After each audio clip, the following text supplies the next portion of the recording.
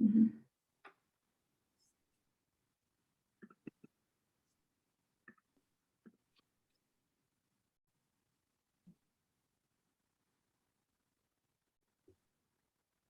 We can give it just a minute or two and see if people are here at that point. I'm also just waiting in case it looks as though somebody's camera is trying to show, you know. This is Do you have people who do not show their faces? Yes, this is because of the internet connection and some circumstances can be quite complicated for them to. If they speak, the internet connection seems to be better than if they switch on the camera and if they are seen. For sure.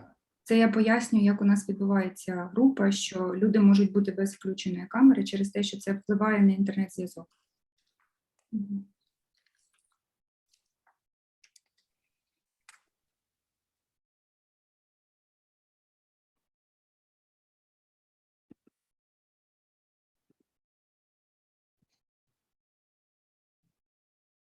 Вітаю. Через звук не розумію, чи чують мене, чи не чують. Чути вас, так. Добре, дякую. Victoria said that she doesn't understand whether she can be heard, also because of the issues, internet issues.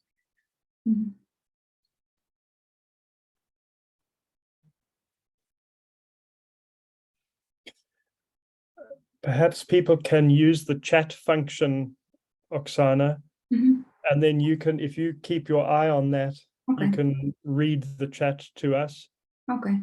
Якщо є проблеми з звуком, то ви можете писати в чаті, і я буду так дивитись на нього, та і якщо там щось буде, я перекладатиму тоді.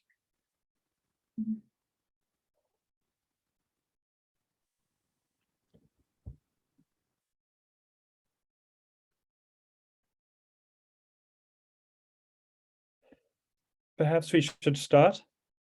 Чи ми можемо розпочинати? I'm very flexible this morning. I should introduce myself. My name is Roger Bruck. I am recently retired as professor of psychology at Duquesne University. Доктор Брук каже, що він почне з того, що він представиться. Він нещодавно звільнився з університету Duquesne, його звати Роджер Брук, і це, власне, є автор тих робіт, що я перекладала, і тих слайдів, що ви дивились. I said that you are the author of those papers. The slides. And the slides, right. Yeah, I have a strong background in Carl Jung and psychoanalysis. And also, I'm an old veteran myself from South Africa in the 1970s. Доктор Брук сказав, що у нього є підготовка в психоаналізі і те, що стосується Карла Юнга, те, що він сам ветеран у 70-х роках у Південній Африці. Yeah.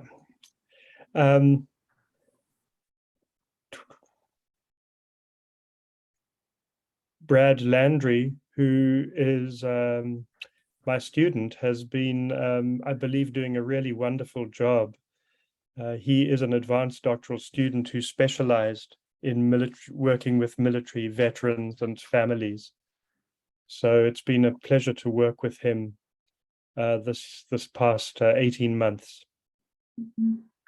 Доктор Брук каже, що Бредом Лендрі є його студентом, і він такий продвинутий студент, що називається, і він спеціалізується на цій військовій справі, і вони вже співпрацюють останні 18 місяців. Він каже, що, наскільки я чув, він робив якусь тут дуже гарну роботу. I'm flexible this morning and would really like to hear from you, your particular questions. And also to hear some of you have thoughts about the questions. So it doesn't only have to be Oksana, Brad, and me who's doing the talking. We're happy to facilitate something. Доктор Брук каже, що він буде гнучким сьогодні вранці, тому що зараз у них ранок. Він каже, що я готовий до ваших пропозицій, до ваших питань. Щоб це не було так, що тільки я розмовляю, і Бред розмовляє, і Оксана розмовляє, а що це буде така дискусія у нас. I understand that one question, back up. I understand from Brad that a question some of you have is about how to prepare psychologically for the war that you are in. Is that right? Наскільки я зрозумів, є одне з питань від Бреда, я почув це, що одне із питань – це як готувати психологічно до тієї війни, з якою ви стикнулись. Чи це правильно? Питається доктор Брук. Do I see any heads nodding? Дивлюсь, чи люди кивають головами.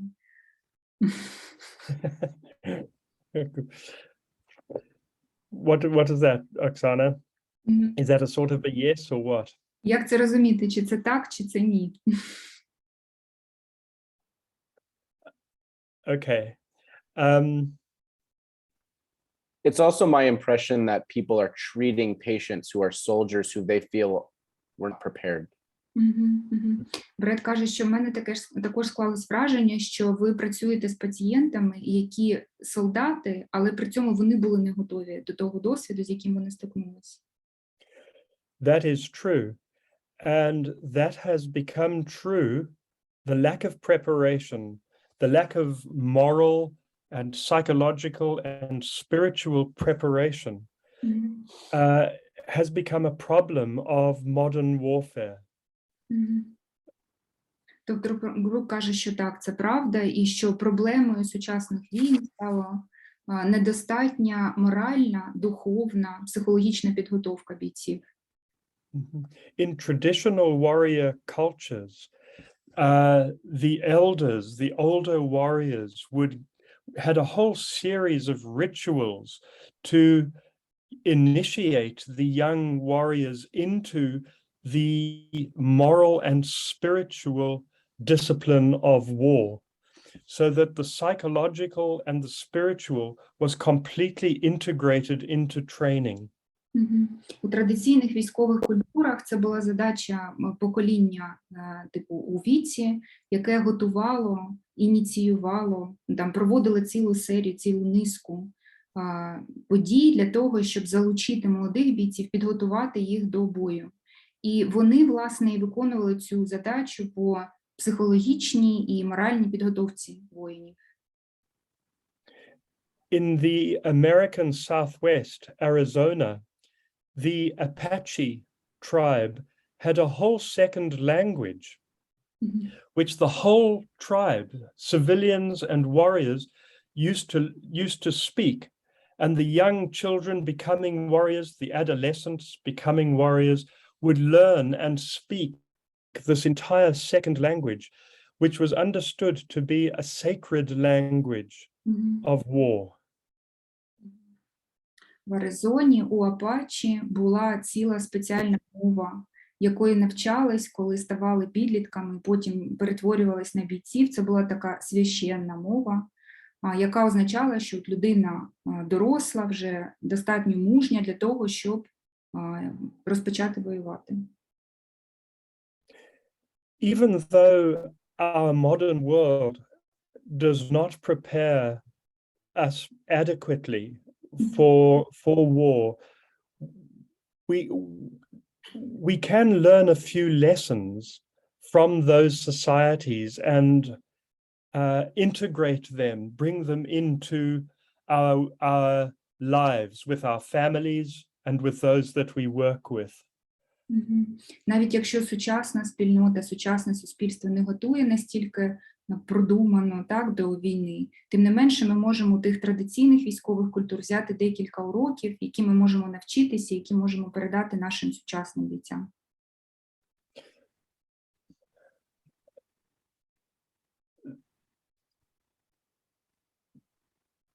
There are two or three things that I would emphasize, and I'll tell it with a story. Let's say that first, yeah. Я зроблю наголос на двох або трьох речах, і я буду їх розповідати з історією. In 2004, my son joined the American army and was sent to Ramadi in Iraq. When, if you remember the Battle of Fallujah and Ramadi, it was very intense, and I knew he was going into that situation. У 2004 році мій син долучився до американської армії, і його послали в Ірак, і він приймав участь у цих битвах, які ви тільки що почули. Якщо ви пам'ятаєте ці події з історії, то вони були дуже напружені, ці битви. Mm-hmm. I said to him, there were two things I wanted him to take from me. The first is he needs to understand that the journey to war is easier than the journey home again. And in other words, that the journey home again will be it won't just happen because he's back in America. That the journey home is a process that can take sometimes many years, in which he is trying to make sense for his life of what he has been through. And he needs to know before he goes that this is the case, that the journey home is going to be like another mission, and a process that is going to take time. It's going to take time, discipline, self-awareness, and focus. He's not going to come home just because he's here. Sorry, that was a bit long. It's okay. There are some key things which I wanted to make notes of. Доктор Брук каже, що було дві речі, на яких я наголосив, коли він від'їжджав, які я хотів, щоб він від мене почув. Перша річ стосувалась того, що дорога на війну не легша, ніж повернення додому. Що повернення додому варто сприймати як особливу місію, що воно може зайняти набагато більше часу, ніж власне перебування на війні. І що це повернення потребуватиме, вимагатиме від нього часу, дисципліни, самоусвідомлення і зосередженості на тому, що відбувається. The soldiers' values like courage, self-discipline, and focus, those need to be continued back into civilian life. Цінності солдата, сміливість, самодисципліна і фокус мусять бути, їх потрібно дотримуватись і тоді, коли людина повернеться до цивільного життя. The second theme is that he will be in a situation in which almost anything becomes permissible or possible, not permissible, possible. Almost anything becomes possible, and he'll probably get away with it. And therefore he needs to hold on for dear life to his moral bearings, his moral compass. He needs to hold on to that for his dear life, so that when he comes home, he can stand up straight and look his mother in the eye.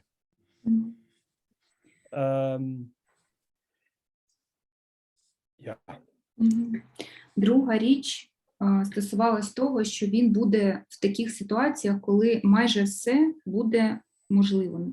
Все, що він хоче, все він може зробити.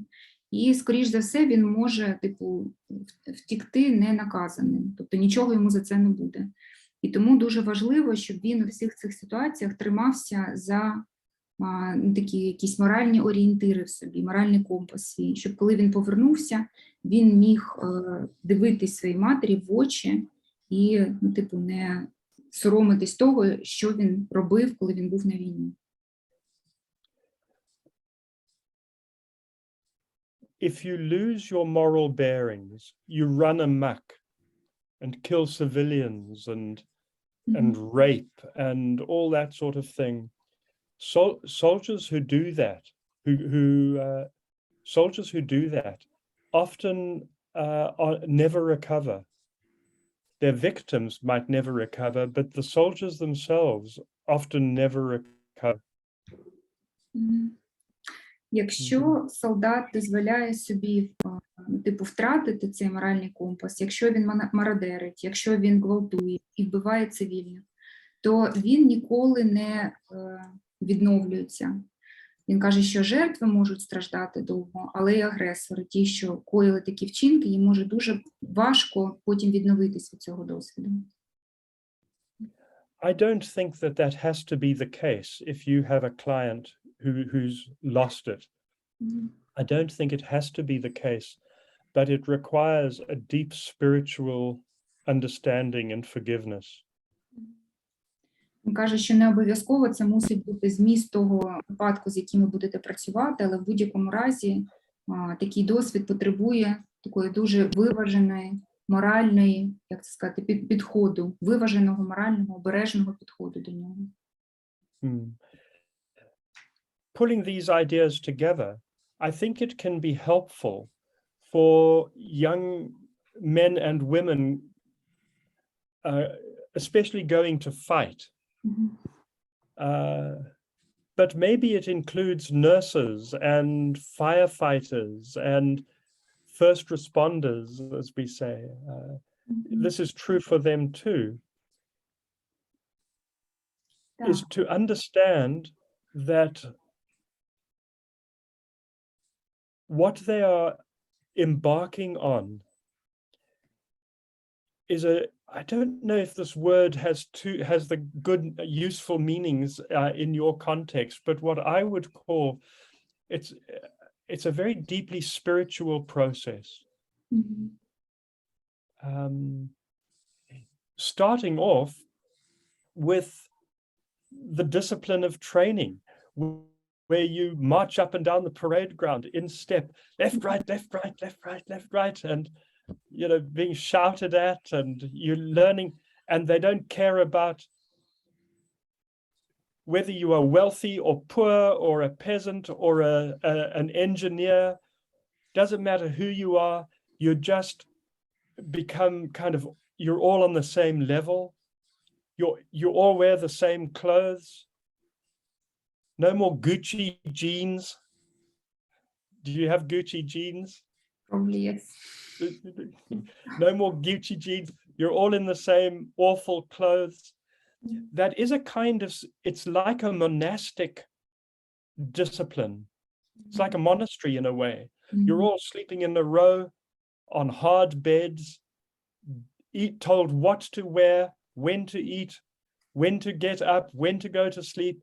Everything is regimented. And this actually is a spiritual practice because monks have been doing it for thousands of years. It's a spiritual practice. And it's helpful to understand one's journey as a spiritual journey. I'm going to add one more. Have you made a few notes, Oksana? Sure, yeah, I can. I have to tell you a story. Okay. My sergeant used to shout at me, Brook! It sounds better in Afrikaans. You can tell them this. Quickly tell them. It's better in Afrikaans. I'll say it in Afrikaans first. But shall I then translate all the rest of the story? Okay, you translate. Окей, доктор Брук каже про те, що ті речі, які він тільки що перерахував, ці дві позиції ключові, що вони можуть також бути помічними не тільки для солдатів, але й для персоналу, який супроводжує всі ці речі, може бути корисним для медсестер, для пожежників, для тих, хто, типу у нас як МНС, так, і ці фахівці, які на першу допомогу там приходять. І він каже, що дуже корисним для роботи з цими людьми є тлумачити їх досвід як певну духовну практику. Він каже, що от коли мобілізують, призивають бійців, то те, що вони там роблять, це дуже нагадує таке тренування, яке монахи проходили, що їм кажуть, що робити, дуже жорстко регламентують, як поводитись, якими речами займатися, що вдягати, коли лягати і Ну, в будь-якому разі це такий духовний досвід, який змінює. І ось він хоче якось проілюструвати це через історію. Він каже, що коли він сам був військовим, то там був в Південній Африці, і як до нього звертав, що до нього дуже кричав його сержант, він каже. І зараз буде продовження. Yes, please. My sergeant used to shout at me, Brook, that's me, Brook, you are lower than a crab shit at the bottom of the sea. Він каже, що, наприклад, на мене мій сержант кричав: Брук, це прізвище доктора Брука, ти нижче, ніж, як це так сказати, екскременти краба на дні моря. Ось так. At first, when you're 18, you think, you shouldn't talk to me like that. But after a while, it becomes liberating. There's a kind of freedom when you are no longer so full of self-importance. And that is a spiritual insight. Він каже, що спочатку, коли вам 18, ви це сприймаєте, що він не мусить так зі мною розмовляти, так не повинно бути, але потім він каже, що ви це відчуваєте як певне звільнення. Це такий певний інсайт, який ви переживаєте, він в тому, що ви не мусите бути сповнені такою кількістю типу власної важливості. Ось так. It's part of the process by which the lives of those around you are more important than your own. Це частина процесу, коли життя людей навколо вас стають більш важливими, ніж ваше власне життя.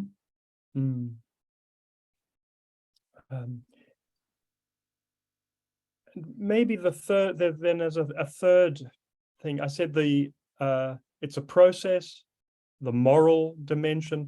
The third is to keep in touch with the civilians community. The civilians and the warriors, the combat warriors, are in this together. And stories need to be shared. І також третій ключовий момент, на якому він хотів би наголосити, це, по-перше, це те, що був процес, по-друге, це те, що важливий цей моральний компас, і по-третє, що військові повинні бути в постійному контакті з цивільними, що ті історії, з якими вони пройшли, їх варто ділити, щоб вони не були відокремлені, так, і була ця взаємодія між військовими і цивільними. And this is a different issue, but I would want to say most wars, almost all wars throughout history have been fought by civilians or people who just are living their lives. World War I and World War II were fought by citizen soldiers. And it was Vietnamese peasants who defeated the American army. Він каже, що, можливо, це ми трішки як в бік йдемо, так, від теми, але варто звернути увагу на те, що більшість воєн в історії, в них приймали участь цивільні, що ці воїни робились цивільними. Як Перша світова війна, так і Друга світова війна, що там звичайні громадяни своїх країн, вони мусили йти і приймати участь у цих воїнах. І потім він сказав, що саме селяни, як це правильно перекласти, крістіяни, так, В'єтнаму, що це були ті люди, які і завдали поразки американським солдатам. In 1987, it was 18 and 19-year-old South African national servicemen, meaning you finish high school and you do national service. It was 18 and 19-year-old national servicemen who defeated a division of Russian and Cuban tanks in Angola. У 86-му році в Анголі 18 і 19-річні молоді хлопці, це були ті, хто наніс поразку дивізії російських і якихось ще не почула танкістів, тобто танкова дивізія там якась була. Yeah. And it's always been like that. One of the great warriors in mythology was Hector. And Hector did not want to go to war. He was a family man who went to war reluctantly. And it's always been like that. Це завжди так і було, що в історії один із найвидатніших воїнів – це Гектор. І Гектор відомий тим, що він не хотів іти на війну, що він був таким сім'янином, і він вимушений піти. That's a significant point. I think that, we should sit on that for a second, right? That it's always been that way. When you feel that way, you're not alone. You're precisely on the path of a warrior. Am I getting that right, Dr. Bruck? Yeah. Excuse me, Brett, I was reading the question because I thought it's urgent. Can Sure. you give me the thesis of it, so that I translate to the rest of the group? Це я побачила питання і не почула, що Бред казав, і вибачаю, що я хочу, щоб він трішки передав зміст, щоб я вам переклала, що він казав. And then the last thing I think is interesting to help prepare young people is to say something that I believe Brad has emphasized or talked about in these last months, which is that war, we all understand that war is dehumanizing. But war is also the place where we can find our humanity. Доктор Брук каже про те, що, напевно, вже Бред на цьому наголошував за ці останні місяці, які він працює з нами, що, звісно, війна дегуманізує, але при цьому війна – це саме те місце, та подія, де ми можемо знайти місце для гуманності. There is a question in the chat. Shall I translate it to you? Yes. This is from Ludmila, and she says that does she understand it right that military men should talk to civilians after returning from the war, or is it okay for them? Is it useful for them to talk to civilians also when they are at the front, when they are fighting? It can be very helpful to talk from the front. Nowadays that we've got cell phones and so on, it can be very helpful. In fact, my son would phone me after a firefight with the enemy. So he'd be fighting maybe for 24 hours or something, and he'd pull back, and then he'd phone me and he'd say, "Gee, Dad, last night was tough," and my face would go white, drain of color. But I'd say, well, I'm glad you are still able to phone me, and hang in there, and well done. And he said when he got back, he said that those phone calls to me as a veteran and as his father helped settle him down and keep him in contact with civilian values as well as being a soldier. Доктор Брук каже про те, що це може бути дуже помічним, якщо військові мають можливість спілкуватись з цивільними, що зараз, коли у нас є мобільні телефони і всі ці засоби зв'язку, то, звичайно, ми мусимо їми користуватись. І він наводить приклад про свого сина, коли його син був у яких запеклих дуже боях, які могли тривати там 24 години. Він після цього завжди телефонував батькові і казав: "Привіт, от у мене тут тільки що було дуже важко, але я ще живий". І доктор Брук каже, що коли я це чув, каже, я так полотнів, так, бліднів і всі ці речі, але каже, я йому завжди відповідав, що я радий, що ти можеш зі мною зараз спілкуватися, я радий, що ти живий. І він каже, що потім, коли його син повернувся, то він зауважував на тому, що саме ці дзвінки були дуже важливі, особливі, через те, що вони ніби його пов'язували з цінностями цивільного життя. Так, і що він звертався і до батька, і до ветерана, до колишнього воєнного. Це було важливо. Але це тоді не цивільні, а це рідні, близькі. Цивільні – це можуть бути і волонтери, і артисти, і просто люди, які потрапляють на передову. Людмила asks, then these are not only civilians, these are relatives, she says, because civilians may be like artists or volunteers, whatever. Is this important that these are relatives or civilians like in general? I don't know an answer to that. What is important is that the person has a connection with somebody who's not a veteran. Usually it's a good friend or a family member, but it can be, anybody, I would say. Доктор Брук There's a tie, between the world of war and the civilian world that needs to be maintained. Otherwise, there's a fracture that's very dangerous. Exactly. Вони кажуть про те, що доктор Брук розпочав з того, що він не знає правильної відповіді на це, але важливо, щоб це була людина, яка, уособлює собою світ цивільний і собою уособлює ці цінності, які притаманні світу цивільних. І Бред потім додав, що щоб не було цього розриву між світом військовим і світом цивільним, що в цьому є небезпека. У нас трошки інакше, ми воюємо на своїй території. У нас це не цивільний і військовий світ, а це мирний і передова. Людмила says that it is a bit different for us because we fight on our territory and that we don't have the civilian world and military world, that we have like front and the rest of the country, so to say.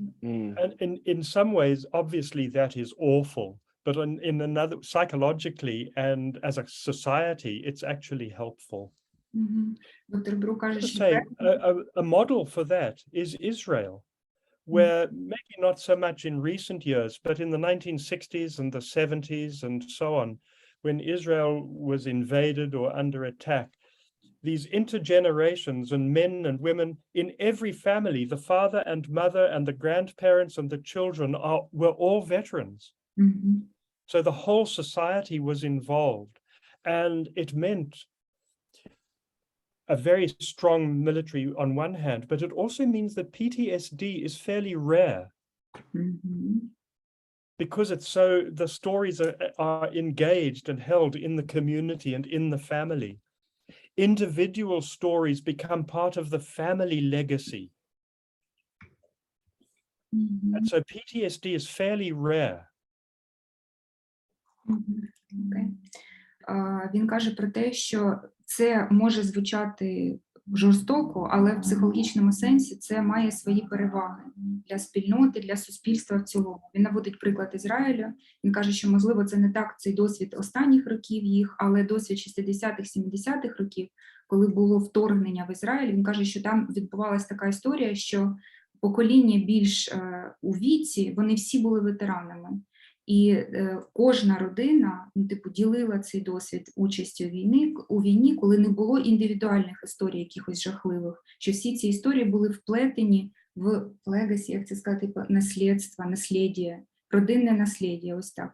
І він каже, що там визначним був той факт, що дуже був невеликий рівень ПТСР.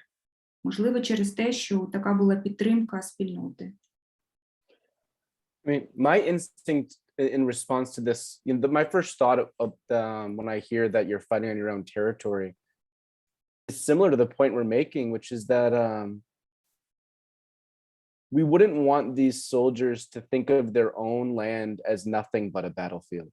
It is still their home, and that's a kind of tie, right? A tie between the front is not just the front. Maybe it's a place you used to go on vacation as a child. Maybe your uncle used to live there. Those ties need to remain. And that's a complicated thing, but very important, I think, for them psychologically. I'll be back. Окей. Бред каже про те, що коли ви кажете про те, що це ваша земля, на якій ви воюєте, він в цьому чує такий ресурс, що для бійців варто розуміти, для них це дуже цінно і помічним є розуміти, що їх земля, їх країна – це не тільки поле бою, що це і та земля, де є оці зв'язки з чимось домашнім, якимось теплими такими спогадами. Десь він ходив там якийсь дитячий садочок, десь у нього там дядько живе, десь які були класні спогади. І це, його тримає з таким, світом, мирним світом. Ось так. Of course, it's easy for me to say this, right? I'm not there, but I offer it, hopefully. Бред каже, що звичайно мені так легко казати. Sorry. Yes, please. Легко казати, тому що я там не був, але от мені в цьому чується цей ресурс.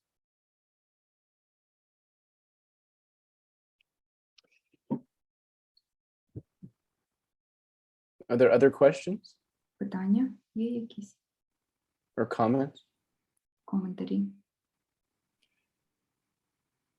Наталя, ви що? I am interested to know whether what we are saying strikes a chord of resonance in you. Чи те, що ми обговорюємо, чи це якось резонує вам? Мені здається, є проблема цієї групи. Для мене дуже велике задоволення і повага, і вдячність, що американські колеги витрачають свій час, щоб допомогти нам, нашим спеціалістам. У нас немає того досвіду, як є у них. Але в той же час той досвід, яким вони діляться, він не дуже резонує з нашим досвідом, який ми маємо зараз. Alexander says that this is the problem of this group that he sees for himself, that even though he feels gratitude and admiration and respect to American colleagues that you share your expertise, still we don't, Ukrainian specialists may not have this expertise that you have, but still our experience is slightly different from what we hear from you. It's the intersection of those two things that something can really happen. You know, you'll have that unique experience and hopefully a little bit of what we can give you, and where those things meet is really where something can happen. Це перетин цих речей, що ми кажемо, і той досвід унікальний, який є у вас, можливо, спрацює саме те, що буде на перетині цього. Для мене особисто важливо почути про певні принципи.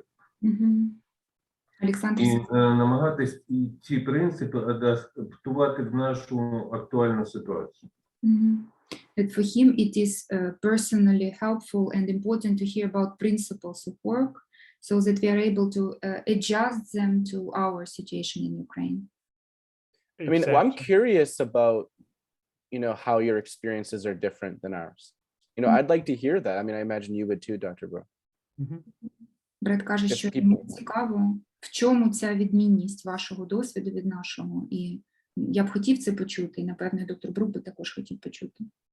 Ну, наприклад, Людмила задала запитання, що спілкування з цивільними може бути небезпечним. І я розумію його запитання. Ну, я думаю, доктор Брук не дуже розуміє. For instance, Людмила asked that, she said that talking to civilians may be dangerous. And Alexander says that he feels the essence of this question, but probably Dr. Brook doesn't feel it, doesn't understand why. What is the matter? What is specific about this question? Sure. Я б сказав, що наше суспільство, воно розділено на 5 великих груп. Alexander says that our society is divided to 5 big groups. Одна група – це військові. One is the military. Друга група – це волонтери. The second is volunteers. Третя група – це біженці, The third is які виїхали з країни або переїхали в межах країни. internally displaced people or refugees. This is the third group. Четверта група – це обивателі. Обивателі. The fourth is laymen. And Які аполітичні ні за кого. they are apolitical, so they stay away from politics. They don't care what's going on. І п'ята група – це колабораціоністи і мародери. The fifth is collaborationists and those who mock and steal and make use out of the situation. Наша країна ще досить молода і формується. Доктор Брук говорить про суспільну солідарність, яку важливо військовим відчувати. Our country is still young, it is being formed, and Dr. Brook is describing this societal solidarity that is important to feel, to form and then to feel also. І військових занадто травмує, коли вони повертаються в тил, в лікарню, наприклад, і бачать безтурботних людей. That military can be wounded with the fact that they can go back to peaceful territories, to hospitals, for instance, and they may see peaceful and not like worried people, so they stay as if peaceful. That can be harmful for them, like traumatic for them. Я би сказала, Олександр, неляканих людей. Неляканих. Ну, саме безтурботність, то, що вони ходять, посміхаються, слухають музику, п'ють пиво, вони відчувають як таку зраду, певну, до того жертвенного подвигу, який вони здійснюють, щоб їх захищати. The fact that these people are peaceful, that they laugh, they walk, they drink beer, they stay careless, this is a kind of betrayal because they sacrifice their lives. They were at the front and they risked their lives, and these people are so, peaceful, and they don't think of such difficulties. І зараз цього набагато менше, ніж, наприклад, в 2014 році. Now we have this much few, like how to say, much less than as we evidenced it in 2014, at the beginning of Russian aggression. Yeah, I recognize what the gentleman is saying for sure. Yeah. Я точно впізнаю те, що ви описуєте, Олександр. Differences in a society can become fractures that can be lethal. I mean, if you're collaborating with the Russians, your life is at stake, and for sure. And let me say, I understand the rage that one feels towards civilians who just shrug their shoulders and want to drink another beer. I recognize that rage in those of us coming back from the war in Angola, when people, some of the civilians didn't know, or they didn't care, or they thought you were just having an adventure. The rage was just tremendous, yeah. Він каже так, що ці розбіжності у спільноті, у суспільстві, вони можуть бути летальними. І що він каже, я вас слухав і впізнавав у собі той гнів, який я відчував, коли ми повернулись з Анголи, і цивільні, нібито інколи взагалі не знали, що це було, а інколи думали, що ми там, у нас було приключення. Ось так. І я пам'ятаю цей лютий гнів, який я тоді відчував. I also want to add, though, I think war does sort of pull it together. I mean, my impression, correct me if I'm wrong, but my impression is that this Russian invasion has pulled most Ukrainians together with a sense that this is our country, and a kind of Ukrainian patriotism that was dormant before. That's my impression. Is that true? У мене таке враження, я не знаю, якщо я не правий, то тоді мене, поправте, так, виправте мене, що війна може, стягувати разом суспільство. Те, що я бачу, можливо, в мене неправильне враження, що російська агресія ніби сплотіла українське суспільство, і набагато більше українців відчувають патріотизму, ніж до того, як розпочалася відкрита агресія. I mean, can I ask Alexander? He's a talented clinician. What would he do with these patients, these soldiers who come back and feel this betrayal? Бред питається, Олександр, ви талановитий клініцист? That's true, he is very talented. Yeah, I can tell. Yes. То що б ви робили з такими випадками, коли ви бачите цей гнів, так, який відчувають бійці?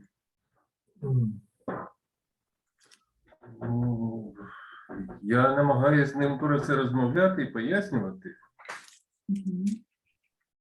І запитувати, як вони ставились до цих подій у 2014 році, наприклад.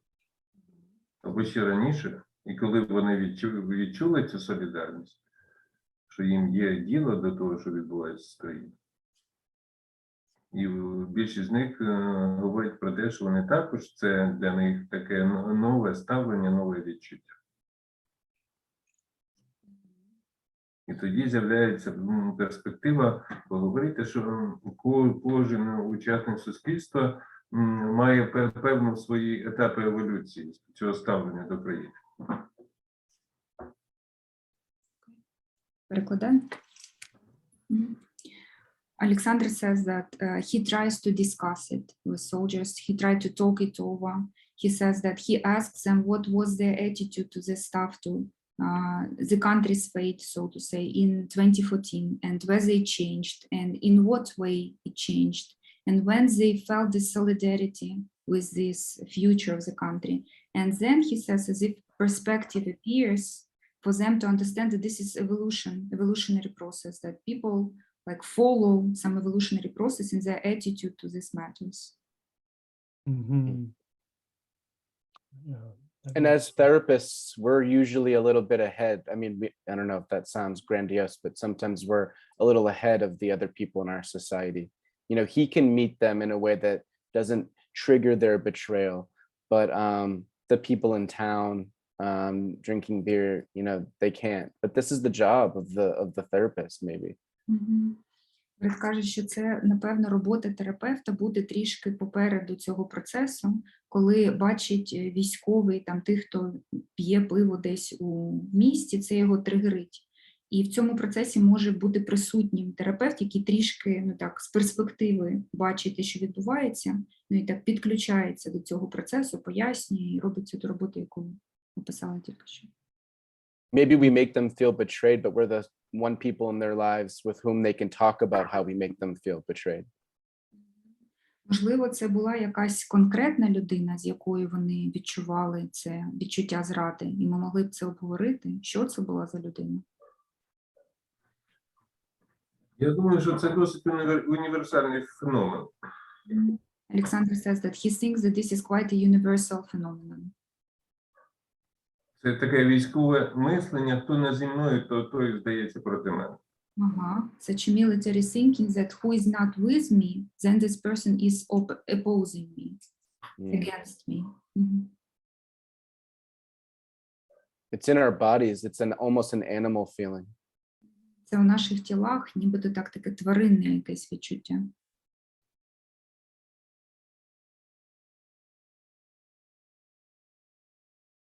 Yeah, it's true. Правда. Ну, и На жаль, Вибачте. И как будто бы из этого же места идет нападение, вот как военные про гражданских, так и внутри общества, когда ты другой, это вызывает очень много агрессии в принципе, да, то есть вечные батлы между украиноязычными, русскоязычными, выезжающими, не выезжающими, то есть любая инаковость сейчас, она вызывает агрессию. Просто для них это в большей части, конечно, все остальные это предатели, которые находятся в стороне. Но похожая тенденция, мне кажется, везде сейчас в обществе. И мы среди этого тоже варимся. Я, например, про себя говорю, что когда я слышу от кого-то очень близкого, кто остается в стороне от войны, и у него это как будто бы не болит, я вчаюсь просто как доберман. Natalia says that the same battles may happen within the society now, between Russian-speaking Ukrainians and Ukrainian-speaking Ukrainians. And she says that, for instance, she in person, whenever she hears that someone like stays away from the war and doesn't react and it doesn't touch upon him, then she says that she reacts very vividly and she feels it. And the same situation which Alexander was describing about military and civilians, this rupture between them, that as if those ruptures are present even within the society itself, within groups of civilians. Has there been a rupture between Ukrainian-speaking and Russian-speaking Ukrainians? Are Ukrainian-speaking Ukrainians suspicious of the Russian-speaking Ukrainians? Чи є оцей розрив, питається доктор Брук, між українцями, які спілкуються українською мовою, і українцями, які спілкуються російською мовою? І чи є така типу підозра у тому, хто більш український? Worse than in 2012? Чи це гірше, ніж було, скажімо, у 2012 році? I would say much worse, but I don't know what people will say. Yeah. There's layers. It's very, so much of the work that Dr. Brook and I do is feels much clearer, much simpler in some ways. It's different to sort of go off somewhere and fight some war. But there are all these social and political issues and issues of homeland that are just very different, that make your situation very complex. Це така комплексна ситуація, в якій ви знаходитесь, це певні шари, так, проблем, з якими ви працюєте. Він каже, що у нас, як це виглядає як алгоритм, коли людина йде кудись на війну, там приймає участь у бойових діях і потім повертається. Цей алгоритм напрацьований, ми так уявляємо, як це. Але ми чуємо ваш досвід, і всі ці речі, про які ви розповідаєте, про всі ці складнощі, вони, звичайно, ускладнюють вашу роботу. Це дуже специфічна ситуація. On the other hand,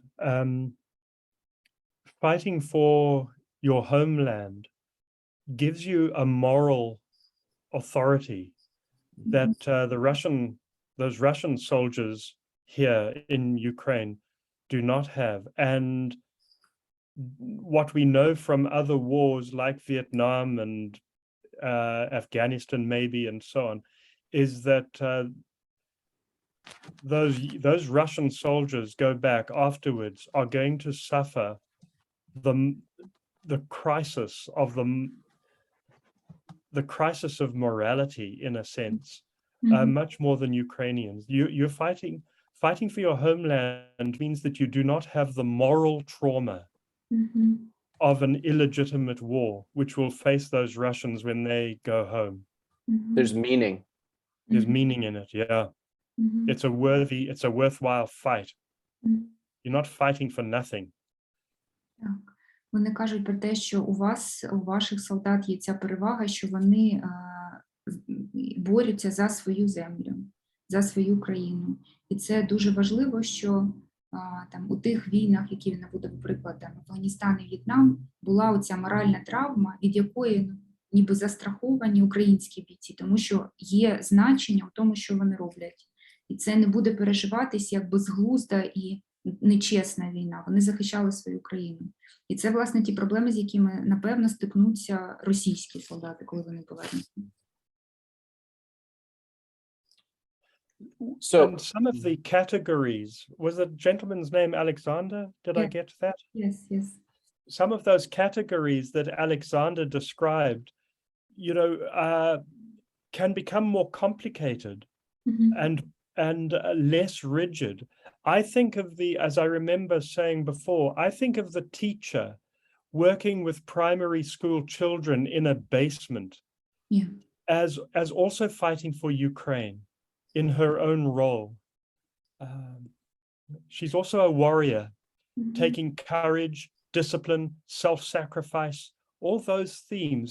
The primary school teacher in the basement is also there, Ці категорії, ці групи, які навів Олександр, доктор Брук каже, що вони можуть бути не такими жорсткими. Він наводив приклад, коли він читав ту першу нашу лекцію, що вчителька початкової школи, яка викладає дітям у, як це сказати, бомбосховищі, що вона також у певному сенсі воює за Україну. Так? Тому що вона демонструє всі ті якості, на які ми розраховуємо, яких ми чекаємо від бійців. Це самодисципліна, це певна самопожертва, це також самоусвідомленість і так далі. То він ще раз наголошує на тому, що ці категорії не настільки так жорстко встановлені можуть бути у суспільстві.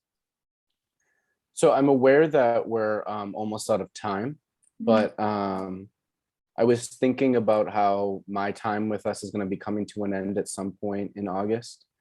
And I recognize that we seem to be talking with one another a little bit. It seems to be a little bit more productive in recent weeks.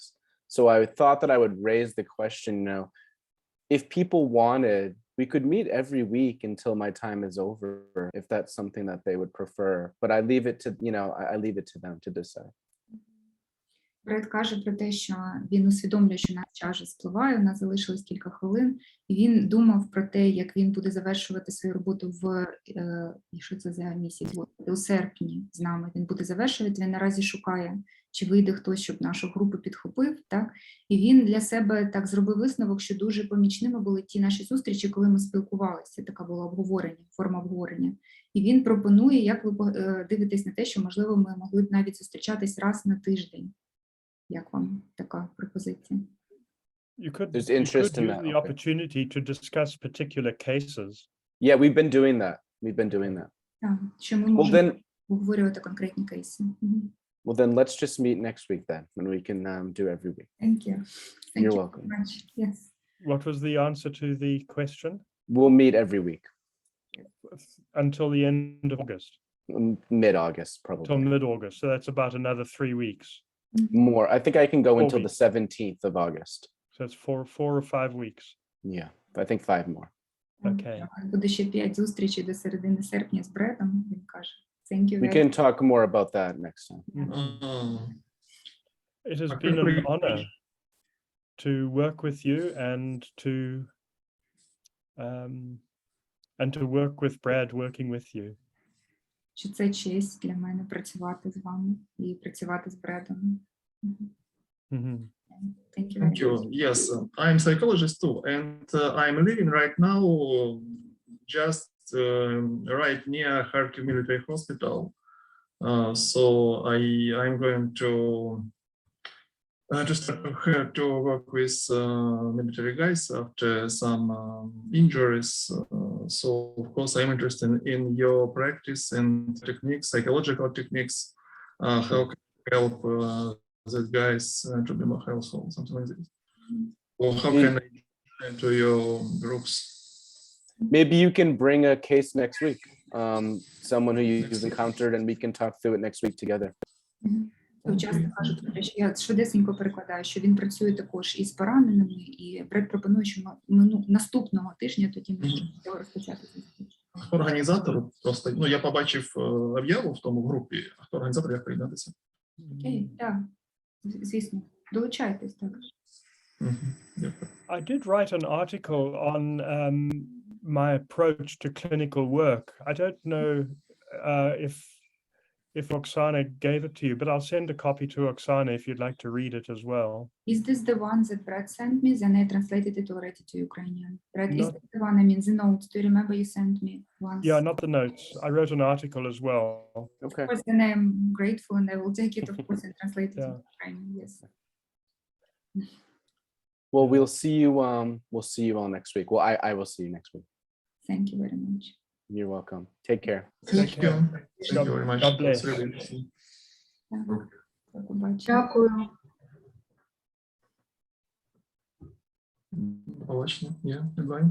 Thank you. Mm, Bye. thank you.